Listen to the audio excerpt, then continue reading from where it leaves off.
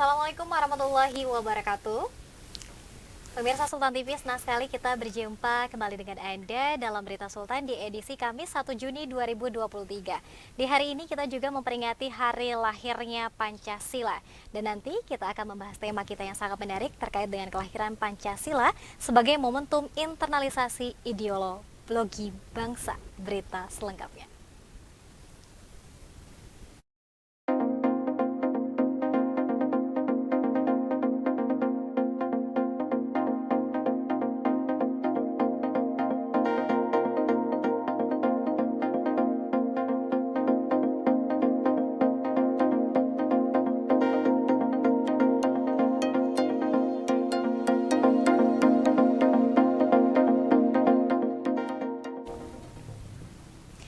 Ya pemirsa, seperti kita ketahui bersama bahwa setiap tanggal 1 Juni kita memperingati hari lahirnya Pancasila untuk juga momentum di mana kita kembali menginternalisasi Pancasila di tengah masyarakat, tentunya juga para generasi muda dan juga generasi milenial saat ini. Dan di studio Sultan TV di edisi masuk pada bulan inspirasi Bung Karno per 1 Juni 2023 telah hadir narasumber kita yang akan membahas tema kita yang sangat menarik terkait dengan kelahiran Pancasila sebagai momentum internalisasi ideologi bangsa, atau kita seperti apa memaknai kembali hari lahir Pancasila. Di studio telah hadir Kang Denny Setiadi selaku Ketua Dewan Pembina Golongan Muda Indonesia atau GMI. Assalamualaikum Kang Denny. Waalaikumsalam warahmatullahi wabarakatuh.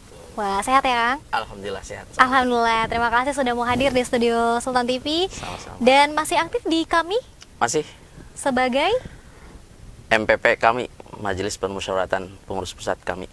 pengurus pusat kami ya. Oke, ini artinya bolak-balik ke Jakarta, Ya. Jakarta Serang ya. Khusus untuk Sultan TV. Khusus untuk Sultan TV Serang. hadir ya hari ini. Baik, mungkin sebelum kita spesifik ke tema, Kang Denny, kita juga mau mungkin ada seruan atau mungkin juga ucapan kembali di momentum 1 Juni ini lahirnya Pancasila, dan barangkali juga pemirsa atau mungkin generasi muda kita juga masih belum ngeh nih 1 Juni ada apa nih. Silakan Kang Den. Ya, pertama tentu yang paling sekarang bisa diketahui oleh teman-teman khusus anak muda, Ya. peringatan 1 Juni kan karena ada keputusan dari Presiden ya. 1 Juni dijadikan sebagai hari libur nasional. Nah, bisa jadi mungkin sebelumnya anak-anak muda nggak peduli atau nggak sadar tentang hari kelahiran Pancasila. Tapi berkat kebijakan dari Pak Jokowi, akhirnya masyarakat, anak-anak muda juga tahu betul tentang ada momentum hari kelahiran Pancasila di 1 Juni ini. Kemudian juga yang kedua, tentu momentum peringatan Hari Pancasila itu tidak sekedar kita memaknai dasar-dasar yang ada dari 5 sila yang ada di Pancasila tersebut. Yang lebih penting adalah aktualisasi dari penerapan nilai-nilai itu. Nah, sehingga yang harus digaungkan sekarang ini adalah bagaimana anak muda bisa berkontribusi lebih untuk menyelesaikan persoalan-persoalan bangsa dengan menerapkan nilai-nilai Pancasila dalam setiap aktivitasnya. Oke, yang mungkin sebelumnya abai, cuek, dan mungkin juga nggak ngeh ini ada kelahiran Iya. Pancasila per 1 Juni. Ini karena diliburkan jadi enggak gitu ya Jadi Kang itu, Denny ya? Iya. Jadi oh libur, ternyata ada hari lahir Pancasila begitu kurang lebih.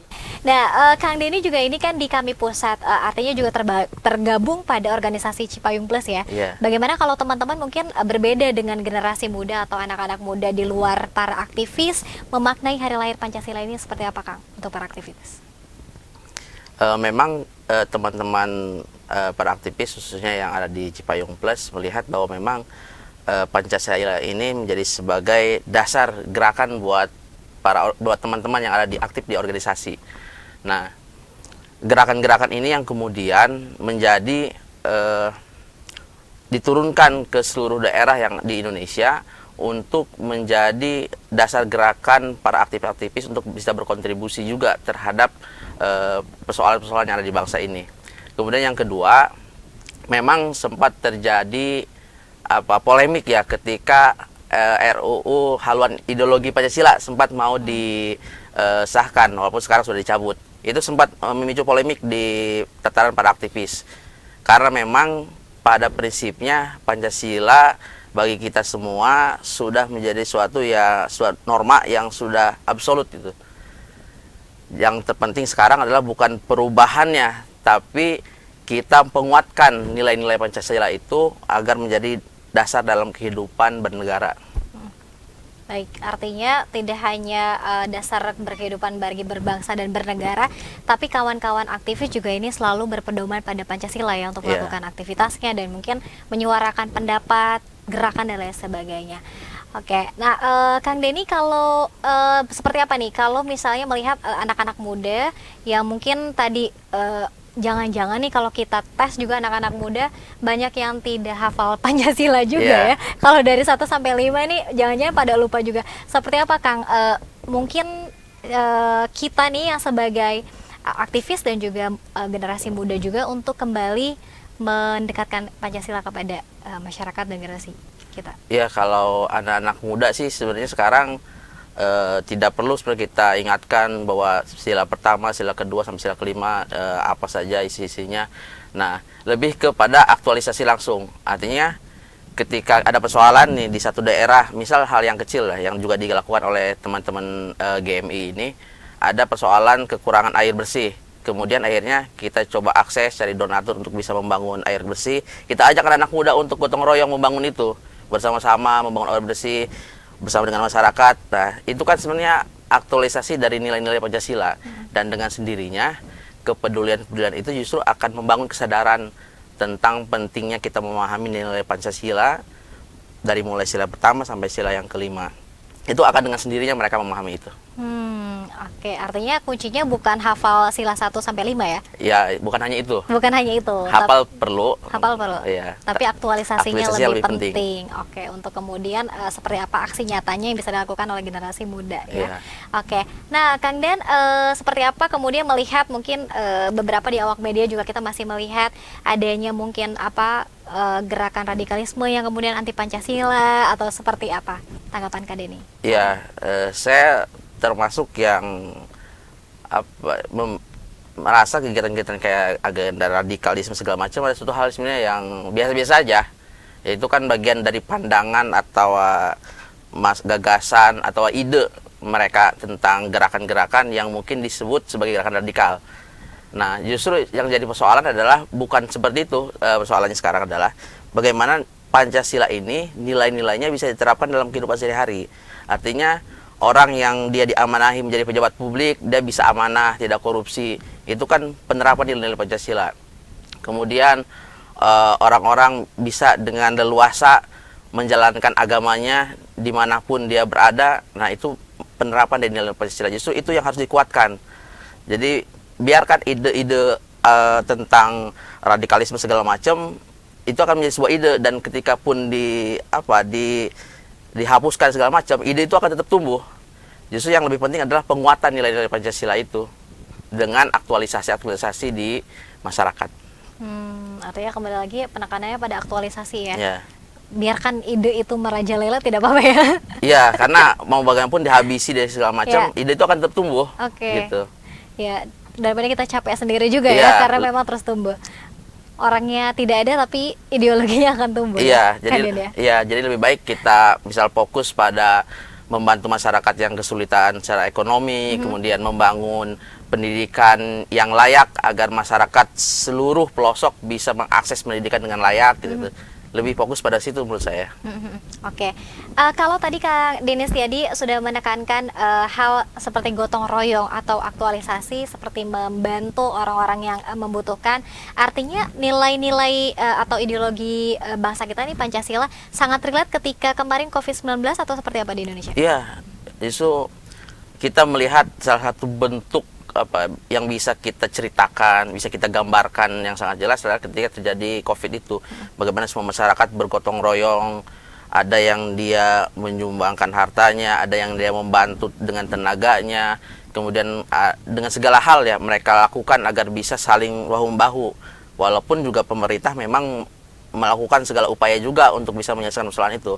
Tapi yang jauh lebih penting adalah kebersamaannya itu. Itu yang yang ketika kalau diingat-ingat itu terasa bergetar gitu tuh.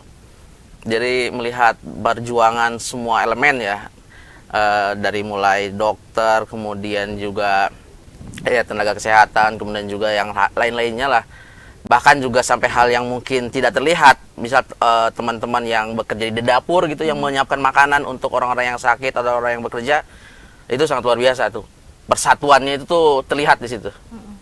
Oke, artinya internalisasi Pancasilanya sudah sangat masuk ya Ya. ke masyarakat Indonesia ya. Lalu seperti apa mungkin selain mungkin tadi mengajak aktualisasi diri dan juga aksi nyata langsung, Kang Denny, bagaimana cara-cara teman GMI dan juga para aktivis di luar sana untuk kembali memperkenalkan ideologi kita ini, ideologi Pancasila kepada anak-anak muda generasi bangsa, khususnya mungkin para pelajar ya? Ya. Seperti apa?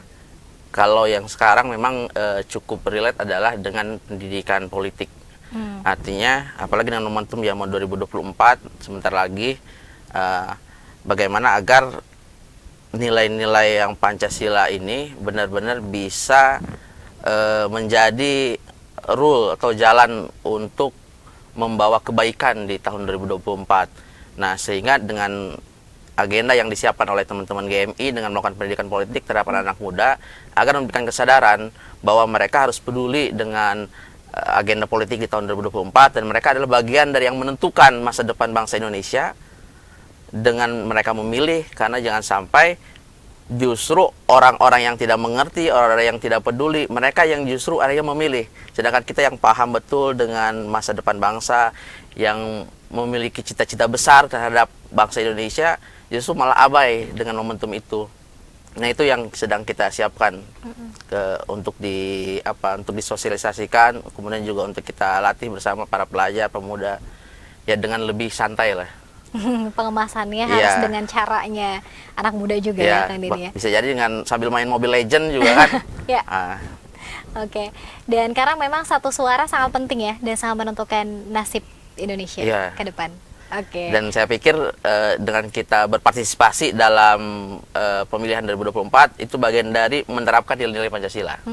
Oke. Nah, mumpung disinggung juga oleh Kang Denny mendekati kontestasi politik 2024, seperti apa mungkin di luar sana juga ini sudah mulai ada juga nih, mungkin kalau kita tengok ke belakang pilpres sebelumnya, bagaimana kemudian sangat memanas, dan kemudian juga mungkin ada juga yang membawa ideologi Pancasila dan mungkin ideologi di luar Pancasila. Saat ini seperti apa, dan kita berharap bahwa pemilu sebelumnya ini tidak terulang di 2024. Iya, betul. Memang seharusnya ya tugas kita bersama sih sebagai masyarakat yang memiliki kontrol dan juga bisa mengevaluasi para calon-calon nanti yang akan memimpin kita ke depannya. Nah, harapannya memang kepedulian kita untuk bisa melihat track record, kemudian juga mengevaluasi kinerja-kinerja para pemimpin kita, itu yang sebenarnya harus kita lakukan bersama. Itu masyarakat yang memang dia secara langsung bersinggungan dengan para pemimpin maupun yang tidak, bahkan mungkin petani yang dia sama sekali jarang mengakses televisi, bahkan justru harusnya juga ikut peduli untuk bisa mengevaluasi bahkan melihat kinerja-kinerja para pemimpin kita agar ke depan hal-hal yang tidak diharapkan tidak terjadi lagi gitu. Ada kacu kampret cebong ya dan sebagainya. Harapannya sekarang mah adanya Batman, Superman, nah terus Flash itu, Iron Man, jadi semuanya para pahlawan gitu. Iya, baik-baik. Karena yang ininya sudah jadi tapi para pendukungnya masih berantem ya, Kang Denny ya. Jangan sampai seperti itu. Sayang sekali. Sayang sekali. Baik, kalau di Provinsi Banten sendiri kan Kang Denny juga kan mungkin lahir di Serang? Di Pandeglang. Di Pandeglang, artinya memang besar di Provinsi Banten. Seperti apa melihat mungkin karakteristik masyarakat Banten ya terhadap mungkin ini internalisasi ideologi bangsa Pancasila yang mungkin notabene juga karakteristiknya yang religius dan sebagainya, seperti apa? Yang pasti saya sih bersyukur bahwa di Banten ini sebagai masyarakat yang memang religius, kemudian juga para kiai-kiainya yang benar-benar juga tidak hanya mengajarkan ilmu fikih, kemudian tasawuf dan sebagainya, tapi juga secara tidak langsung mengajarkan nilai-nilai Pancasila itu dalam setiap kajiannya, dalam setiap ceramahnya, bahkan bisa jadi mengajarkan langsung di santri-santri di kobong-kobong yang kecil, yang tradisional, Dan kita bersyukur masih ada gitu ulama-ulama dan masih banyak bahkan ya di Banten ini yang sangat peduli terhadap kondisi bangsa, yang juga sangat peduli terhadap kondisi masyarakat. Nah, sehingga itu menjadi sebuah kemewahan justru bagi masyarakat Banten dengan adanya para ulama-ulama ini. Kita harus syukuri itu. Oke, tidak hanya memperkenalkan fikih dan lain sebagainya ya, tapi juga tadi kehidupan berbangsa dan bernegara berdasarkan Pancasila. Yeah. Oke. Nah, Kak Dian, apa mungkin teman-teman GMI ada agenda khusus mungkin untuk memperingati Hari Pancasila atau seperti apa? Agenda terdekat? Kita sih sudah menyiapkan untuk ada agenda diskusi untuk lebih ke penguatan nilai-nilai Pancasila untuk anak-anak muda. Yang kedua juga dengan melakukan pendidikan politik yang dengan berpedoman dasar pada nilai-nilai Pancasila itu, yang kita kemas coba dengan berbagai macam permainan, Mobile Legends, terus bahkan Free Fire, yang konteks FIFA, mobile dan sebagainya, yang konteksnya dengan melakukan agenda permainan, tapi nilai-nilai itu bisa bisa dipahami betul oleh teman-teman anak-anak muda itu. Oke, ketimbang mungkin membacakan sejarah Pancasila ini lebih rumit ya? Iya. Lebih berat ya Kang Deni? Lebih berat gitu, dan belum tentu juga mereka mau mendengarkan itu. Ya, jadi yang lebih penting adalah nilai-nilai yang terkandung dalam Pancasila kita bisa salurkan kepada mereka, kita bisa berikan pemahaman itu kepada mereka. Baik, karena kembali lagi pada yang terpenting itu adalah aktualisasinya ya, nilai-nilai Pancasila tadi. Mungkin sedikit pernah teman-teman GMI menyurvei anak-anak muda ketika ditanya Pancasila seperti apa Kak Den? Iya, sempat tuh ada dari beberapa teman-teman tuh yang uji coba gitu kan, tes. Memang ada beberapa yang hafal, ada juga yang tidak hafal, bahkan ya sempat dengar tanya, atau taunya oh iya itu yang dipajang di depan kelas. Ya bentuknya Garuda tapi nilai-nilai isi-isinya nggak tahu. Ya memang cukup memprihatinkan ya dengan dengan kondisi seperti itu. Tapi di satu sisi memang ya tugas kita bersama untuk bisa memberikan penyadaran kepada mereka dengan gayanya mereka, dengan kondisinya yang sekarang. Ya kita harus bisa menyesuaikan diri juga gitu.